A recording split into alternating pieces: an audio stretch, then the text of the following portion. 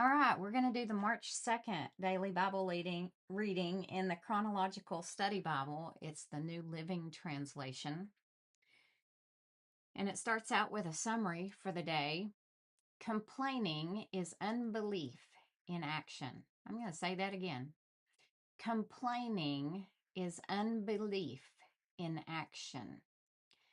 Dissatisfied with Moses and ultimately with God himself, the people angrily verbalize their grievances.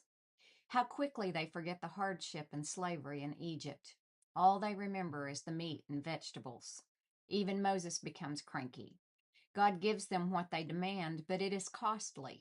So he gave them what they asked for, but he sent a plague along with it. We find that in Psalm 106, verse 15. Moses' own brother and sister complain about Moses' marriage and his privileged role before God. Miriam's punishment includes public shame and stalls the traveling community for a week. The complaining continues when 10 of the 12 scouts who explore the land of Canaan provide a faithless report to Moses and the Israelites. Their sight-driven scouting and lack of faith in their negative report result in the addition of 39 years to the wilderness journey. Those who complain hurt themselves and all those around them. The people complained to Moses, beginning in Numbers 11, verse 1. Soon the people began to complain about their hardship, and the Lord heard everything they said. Then the Lord's anger blazed against them, and he sent a fire to rage among them, and he destroyed some of the people in the outskirts of the camp. Then the people screamed to Moses for help, and when he prayed to the Lord, the fire stopped. After that, the area was known as Taberah, which means the place of burning, because fire from the Lord had burned among them there. Then the foreign rabble who were traveling with the Israelites began to crave the good things of Egypt, and the people of Israel also began to complain. "Oh, for some meat," they exclaimed. "We remember the fish we used to eat for free in Egypt, and we had all the cucumbers, melons, leeks, onions, and garlic we wanted. But now our appetites are gone. All we ever see is this manna. Woe is me." The manna looked like small coriander seeds, and it was pale yellow with gum resin.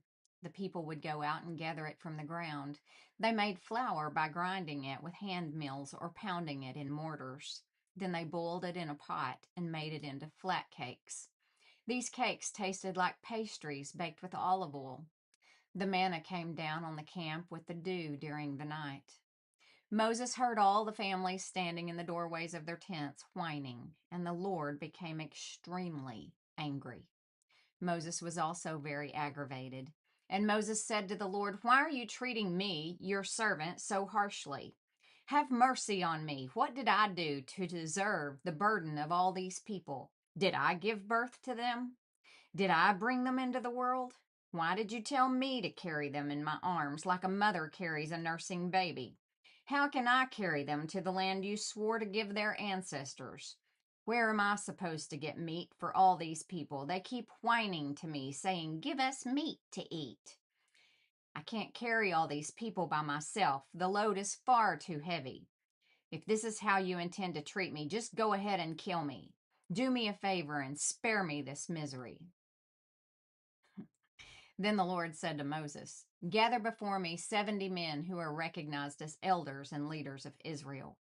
Bring them to the tabernacle to stand there with you. I will come down and talk to you there. I will take some of the Spirit that is upon you, and I will put the Spirit upon them also. They will bear the burden of the people along with you, so you will not have to carry it alone." I had never noticed that before. He says to bring 70 men. And remember when Jesus sent out the 70? That's just interesting. You know, numbers are repeated a lot throughout scripture. And so I just wanted to point that out. "And say to the people, 'Purify yourselves, for tomorrow you will have meat to eat.' You were whining to the Lord. You were whining, and the Lord heard you when you cried, 'Oh, for some meat. We were better off in Egypt.' Now the Lord will give you meat. and you will have it to eat. And it won't be for just a day or two, or for 5 or 10 or even 20. You will eat it for a whole month until you gag and are sick of it. For you have rejected the Lord who is here among you, and you have whined to him, saying, Why did we ever leave Egypt? But Moses responded to the Lord, There are 600,000 foot soldiers here with me, and yet you say I will give them meat for a whole month. Even if we butchered all our flocks and herds, would that satisfy them? Even if we caught all the fish in the sea, would that be enough? Then the Lord said to Moses, Has my arm lost its power? Now you will see whether or not my word comes true. So Moses went out and reported the Lord's words to the people. He gathered the elders, and stationed them around the tabernacle. And the Lord came down in the cloud and spoke to Moses. Then he gave the 70 elders the same spirit that was upon Moses. And when the spirit rested upon them, they prophesied. But this never happened again. 2 men, Eldad and Medad, had stayed behind in the camp. They were listed among the elders, but they had not gone out to the tabernacle. Yet the Spirit rested upon them as well, so they prophesied there in the camp. A young man ran and reported to Moses, Eldad and Medad are prophesying in the camp.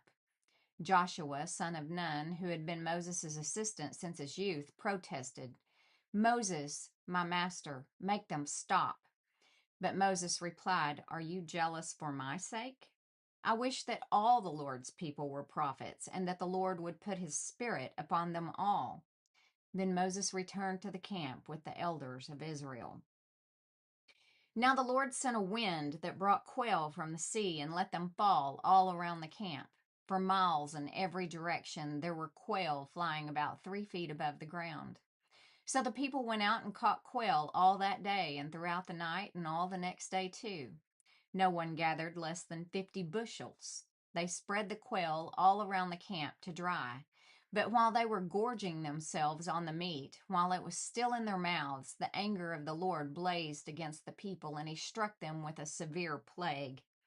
So that place was called Kibroth Hattaavah, which means graves of gluttony, because there they buried the people who had craved meat from Egypt. From Kibroth Hattaavah, the Israelites traveled to Hazeroth, where they stayed for some time. While they were at Hazeroth, Miriam and Aaron criticized Moses because he had married a Cushite woman. They said, Has the Lord spoken only through Moses? Hasn't he spoken through us too? But the Lord heard them. Now Moses was very humble, more humble than any other person on earth. So immediately the Lord called to Moses, Aaron, and Miriam and said, Go out to the tabernacle, all 3 of you. So the 3 of them went to the tabernacle. Then the Lord descended in the pillar of cloud and stood at the entrance of the tabernacle. Aaron and Miriam he called, and they stepped forward. And the Lord said to them, Now listen to what I say. If there were prophets among you, I, the Lord, would reveal myself in visions. I would speak to them in dreams, but not with my servant Moses. Of all my house, he is the one I trust. I speak to him face to face, clearly, and not in riddles. He sees the Lord as he is. So why were you not afraid to criticize my servant Moses? The Lord was very angry with them, and he departed.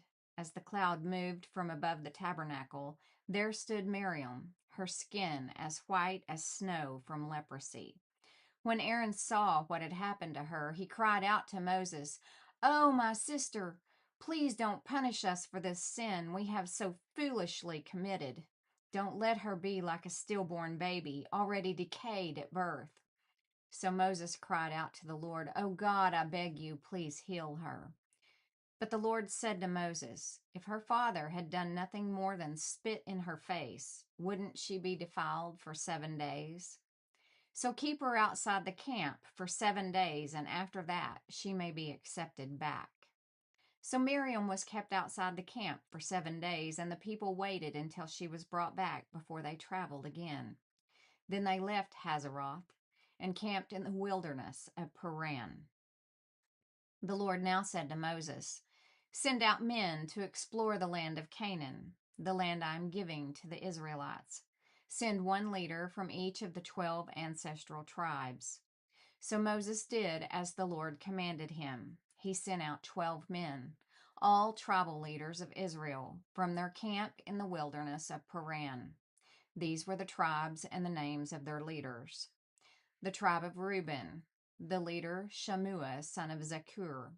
Simeon, Shaphat, son of Hori. Judah, Caleb, son of Jephunneh.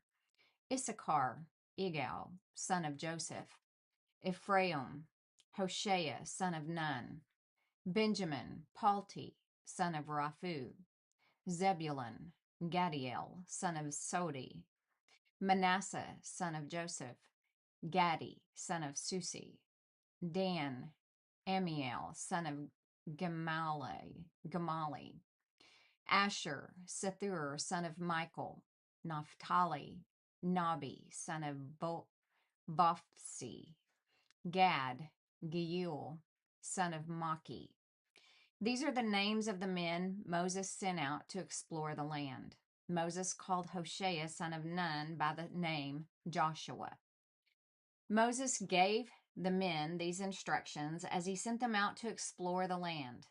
Go north through the Negev into the hill country. See what the land is like and find out whether the people living there are strong or weak, few or many. See what kind of land they live in. Is it good or bad? Do their towns have walls, or are they unprotected like open camps? Is the soil fertile or poor? Are there many trees? Do your best to bring back samples of the crops you see. It happened to be the season for harvesting the first ripe grapes. So they went up and explored the land from the wilderness of Zin as far as Rehob, near Lebohamath. Going north, they passed through the Negev and arrived at Hebron, where Ahiman, Sheshai, and Talmai, all descendants of Anak, lived. The ancient town of Hebron was founded 7 years before the Egyptian city of Zon. When they came to the valley of Eshcol, they cut down a branch with a single cluster of grapes so large that it took 2 of them to carry it on a pole between them. They also brought back samples of the pomegranates and figs. That place was called the Valley of Eshcol, which means cluster, because the cluster of grapes the Israelite men cut there. After exploring the land for 40 days, the men returned to Moses, Aaron, and the whole community of Israel at Kadesh in the wilderness of Paran. They reported to the whole community what they had seen and showed them the fruit they had taken from the land. This was their report to Moses. We entered the land you sent us to explore, and it is indeed a bountiful country, a land flowing with milk and honey. Here is the kind of fruit it produces. But the people living there are powerful, and their towns are large and fortified. We even saw giants there, the descendants of Anak. The Amalekites live in the Negev, and the Hittites, Jebusites, and Amorites live in the hill country. The Canaanites live along the coast of the Mediterranean Sea and along the Jordan Valley. But Caleb tried to quiet the people as they stood before Moses. "Let's go at once to take the land," he said. "We can certainly conquer it." But the other men who had explored the land with him disagreed. "We can't go up against them. They are stronger than we are." So they spread this bad report about the land among the Israelites. "The land we traveled through and explored will devour anyone who goes to live there. All the people we saw were huge. We even saw giants there, the descendants of Anak. Next to them, we felt like grasshoppers." And that's what they thought too. And that concludes the March 2nd Daily Bible Reading. Thanks for joining.